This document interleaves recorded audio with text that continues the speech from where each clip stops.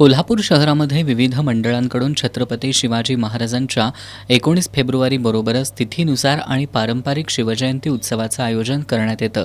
याचाच भाग म्हणून संयुक्त जुना बुधवारपेठ सेवाभावी संस्थेच्या वतीनं गेली 24 वर्ष शिवजयंती उत्सव साजरा करण्यात येतोय।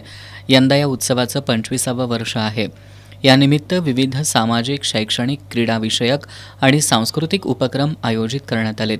27 एप्रिलपासून या उत्सवाला सुरुवात होणार असून या काळात विविध कार्यक्रम संपन्न होणार असल्याचं संस्थेचे सचिव सुशील भांदिगरे यांनी सांगितलं। बुधवारपेठ सेवाभावी संस्था यावर्षी 25व्या वर्षामध्ये पदार्पण करत असल्यामुळे वर्षभर आम्ही शिवसप्ताहाचे आयोजन केलेले आहे। यामध्ये बालकल्याण संकुलाला जेवणाचे वाटप केलेले आहे। जुना बुधवारपेठ परिसरामध्ये 2500 वृक्षारोपण झाडं आम्ही लावत आहोत। त्याचबरोबर क्रीडाप्रेमींना या ठिकाणी फुटबॉलच्या स्पर्धा संयुक्त जुना बुधवारपेठेच्या माध्यमातून शाहू स्टेडियमला होणार आहेत। आणि हे सर्व करत असताना तोंडावर आलेल्या शिवजयंतीमध्ये छत्रपती शिवाजी महाराजांची अश्वारूढ मूर्ती शिवाजी पुलावर आम्ही 8 दिवसासाठी या ठिकाणी प्रतिष्ठापना करत आहोत।